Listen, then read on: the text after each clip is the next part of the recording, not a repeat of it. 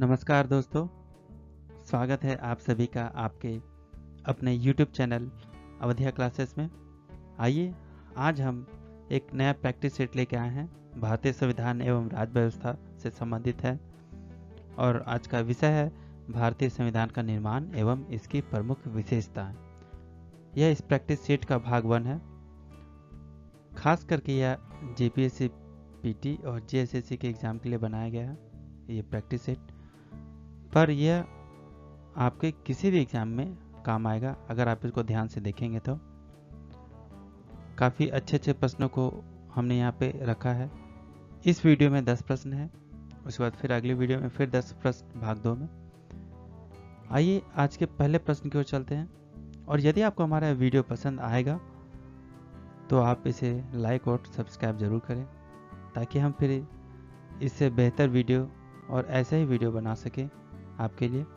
चलिए आज के पहले प्रश्न की ओर चलते हैं। आज का हमारा पहला प्रश्न है इस वीडियो का भारतीय संविधान एवं राज्य व्यवस्था के पहला प्रश्न। भारतीय संविधान के निर्माण में संविधान सभा को कितना समय लगा?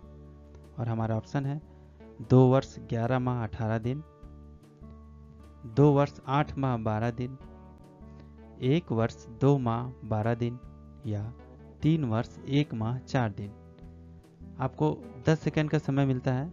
यदि आपको इसका सही उत्तर मालूम है तो आप क्वेश्चन संख्या के साथ ऑप्शन संख्या लिखकर कमेंट बॉक्स में लिख सकते हैं और आपको खुद जज करना है कि इन 10 प्रश्नों में से आपको कितने प्रश्न आते हैं। उसके बाद 10 सेकंड के बाद हम इसका सही जवाब बताएंगे और आपका समय शुरू होता है अब।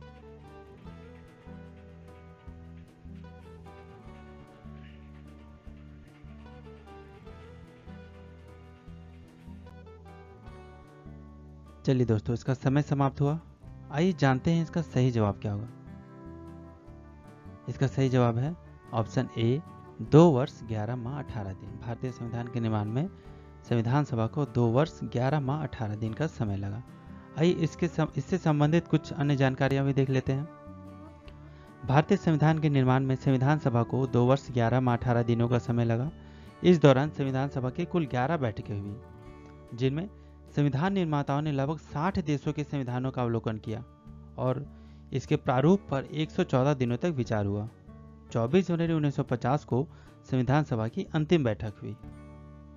चलिए, अगर यदि आपको यह अच्छा लगा, चाहे अच्छा लग रहा होगा, तो आप इसका एक प्रारूप में नोट बना सकते हैं, शॉर्ट में नोट बना सकते हैं, जो आपके किसी भी एग्जाम में काफ़ी महत्वपूर्ण होंगे। चलिए अगले प्रश्न की ओर चलते हैं। हमारा दूसरा प्रश्न है, भारत में संविधान दिवस कब मनाया जाता है? और हमारा ऑप्शन है 26 नवंबर, 26 जनवरी, 26 दिसंबर या 15 अगस्त। आपको 10 सेकंड का समय मिलता है। हम उम्मीद करते हैं कि आपको इसका सही उत्तर मालूम होगा, तो आप कमेंट बॉक्स में अवश्य देंगे। अन्यथा देखते हैं इसका सही जवाब क्या होगा। आइए जानते हैं इसका सही जवाब क्या होगा। जी हाँ, इसका सही जवाब है 26 नवंबर। भारत में संविधान दिवस 26 नवंबर को हर प्रतिवर्ष मनाया जाता है 2015 के बाद। आइए इससे भी संबंधित कुछ जानकारी देख लेते हैं। 26 नवंबर 1949 को भारतीय संविधान सभा द्वारा संविधान को अपनाया गया, इसलिए 26 नवंबर के दिन संविधान दिवस के रूप में मनाया जाता है। इसकी शुरुआत 2015 से हुई क्योंकि यह वर्ष संविधान निर्माता डॉक्टर भीमराव अम्बेडकर के 125वें जन्म दिवस के रूप में मनाया जाता है। चलिए अगले प्रश्न की ओर चलते हैं। हमारा तीसरा प्रश्न। आइए अपने तीसरे प्रश्न को देखते हैं। भारत के संविधान का प्रारूप तैयार करने वाली संविधान सभा के सदस्यों को ब्रिटिश संसद द्वारा नामित किया गया था, गवर्नर जनरल द्वारा नामित किया गया था, विभिन्न प्रांतों की विधानसभाओं द्वारा चुना गया था या भारतीय राष्ट्रीय कांग्रेस और मुस्लिम लीग द्वारा चुना गया था। आपके पास 10 सेकंड का समय है। यदि आपको इसका सही जवाब मालूम है तो आप कमेंट बॉक्स में लिख सकते हैं या अपनी किसी रफ कॉपी में लिखकर इसको देख सकते हैं। आप अपने आप को जज कर सकते हैं कि आपको इसकी कितनी जानकारी है। चलिए इसका जानते हैं सही जवाब क्या होगा। जी हाँ, इसका सही जवाब है ऑप्शन सी, विभिन्न प्रांतों की विधानसभाओं द्वारा चुना गया। भारतीय संविधान के प्रारूप संविधान सभा के सदस्यों को विभिन्न प्रांतों की विधानसभाओं द्वारा चुना गया था। आइए इससे भी संबंधित कुछ अन्य जानकारियां देख लेते हैं। संविधान की प्रारूप समिति के सदस्यों का चुनाव विभिन्न प्रांतों की विधानसभाओं द्वारा किया गया, जहां प्रत्येक विधानसभा में प्रत्येक समुदाय के सदस्यों द्वारा अपने प्रतिनिधियों का चुनाव एकल संक्रमणीय मत के माध्यम से समानुपातिक प्रतिनिधित्व तरीके से मतदान से किया जाना था। चलिए अगले प्रश्न की ओर चलते हैं। हमारा चौथा प्रश्न, भारतीय संविधान 26 नवंबर 1949 को संविधान सभा द्वारा अंगीकृत किया गया था। संविधान के निम्नलिखित उपबंध में से किसको तुरंत लागू किया गया? हमारा ऑप्शन है भारतीय नागरिकता से संबंधित उपबंध, निर्वाचन संबंधी उपबंध, अंतरिम संसद से संबंधित उपबंध या उपयुक्त सभी।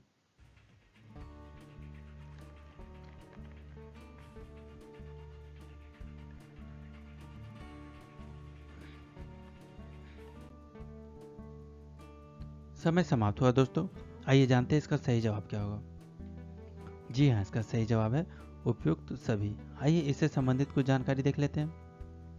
26 नवंबर 1949 को अपनाए गए संविधान में प्रस्तावना 395 अनुच्छेद और 8 अनुसूचियां थी।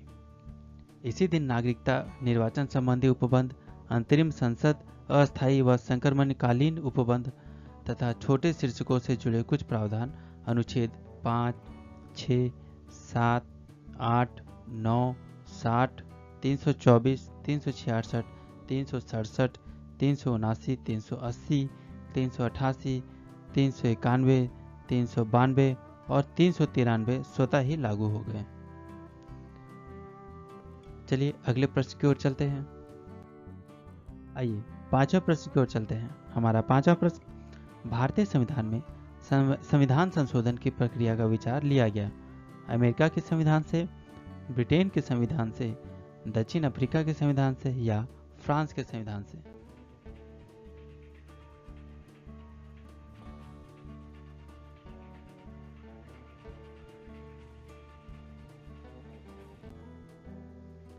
चलिए दोस्तों, समय समाप्त हुआ। आइए जानते हैं इसका सही जवाब क्या होगा।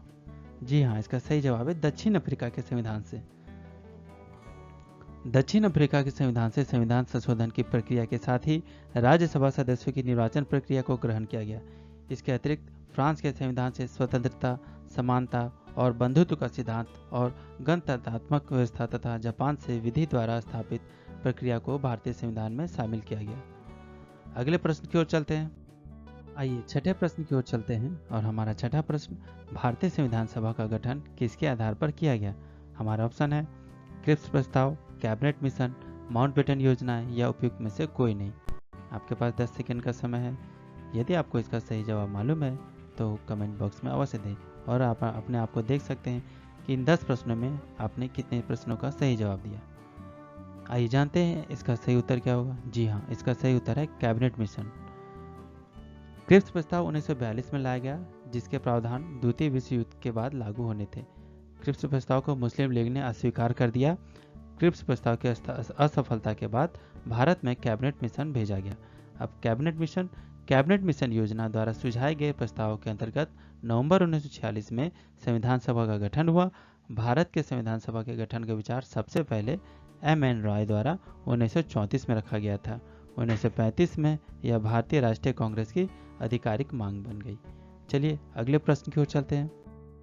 आइए सातवें प्रश्न की ओर चलते हैं और हमारा सातवां प्रश्न, संविधान सभा के किस सदस्य ने यह समाधान प्रस्तावित किया कि भारत का राष्ट्रीय ध्वज समान अनुपात में केसरी, सफेद और गहरे हरे रंग का क्षैतिज तिरंगा हो, जिसमें बीच में गहरे नीले रंग का एक चक्र हो?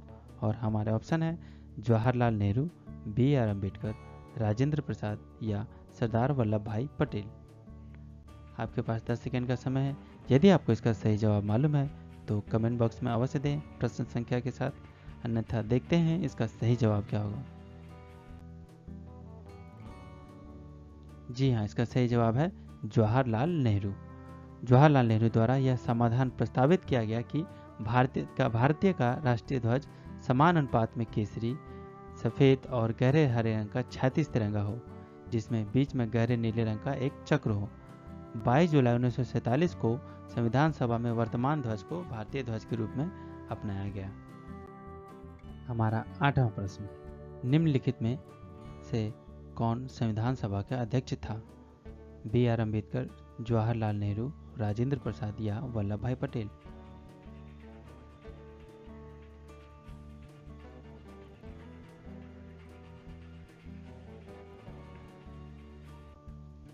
आइए जानते हैं इसका सही जवाब क्या होगा। जी हाँ, इसका सही जवाब है राजेंद्र प्रसाद। संविधान सभा की प्रथम बैठक 9 दिसंबर 1946 में हुई। प्रथम अधिवेशन में सर्वमान्य रूप से डॉक्टर सच्चिदानंद सिन्हा को अस्थायी सदस्य चुना गया। मुस्लिम लीग द्वारा इस बैठक का बहिष्कार किया गया। 11 दिसंबर 1946 को राजेंद्र प्रसाद को संविधान सभा का अस्थायी अध्यक्ष और एच.सी. मुखर्जी को उपाध्यक्ष चुना गया। अगले प्रश्न की ओर चलते हैं। हमारा 9वां प्रश्न, भारत के संविधान के निर्माण में संविधान सभा की मदद करने वाले 2 लोक सेवक निम्नलिखित में से कौन से थे? हमारा ऑप्शन है बी.एन. राव तथा के.एम. मुंशी, एस.एन. मुखर्जी तथा अल्लादी कृष्ण स्वामी अय्यर, या बी.एन. राव तथा एस.एन. मुखर्जी, या के.एम. मुंशी तथा अल्लादी कृष्ण स्वामी अय्यर।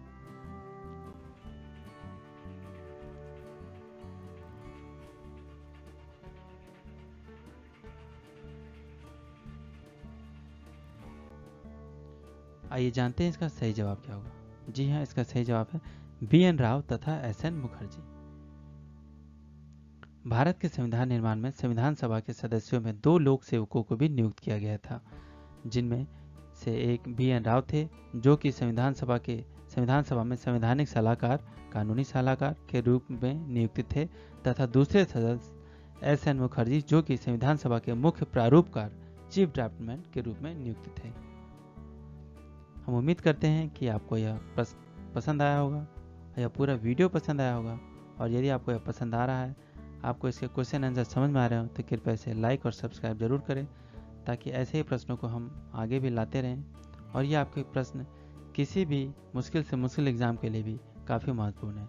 चलिए अगले प्रश्न की ओर चलते हैं। हमारा 10वां प्रश्न और इस वीडियो का आखिरी प्रश्न, 15 अगस्त 1947 को भारत के स्वतंत्र होने और 26 जनवरी 1950 को उसके द्वारा स्वयं को प्रभुत्व संपन्न लोकतंत्रात्मक गणराज्य घोषित किए जाने के बीच की अवधि में भारत सरकार किसके उपबंधों के अधीन कार्य करती रही? हमारे ऑप्शन है भारत शासन अधिनियम 1935, भारतीय स्वतंत्रता अधिनियम 1947, भारत अंतरिम संविधान आदेश 1947, या उपयुक्त में से कोई नहीं।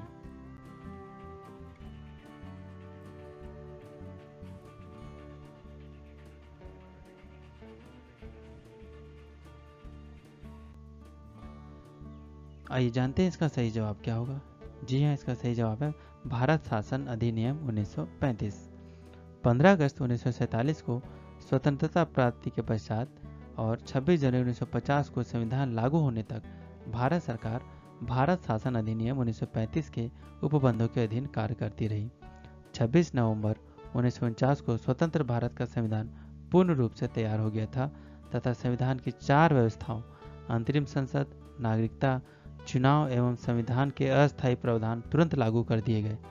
शेष संविधान 26 जनवरी 1950 को लागू हुआ, क्योंकि संविधान निर्माता भारत के प्रथम पूर्ण स्वराज दिवस 26 जनवरी 1930 की स्मृति को संयोजित रखना चाहते थे। धन्यवाद दोस्तों, इस वीडियो में बस इतना ही। हम फिर मिलते हैं एक नए भाग के साथ। संविधान सभा से संबंधित इसमें भी प्रश्न होंगे। यदि आपको हमारा वीडियो पसंद आया हो तो लाइक और सब्सक्राइब जरूर करें और अपने दोस्तों के साथ शेयर करें। यह आपके किसी भी एग्जाम के लिए काफ़ी महत्वपूर्ण है।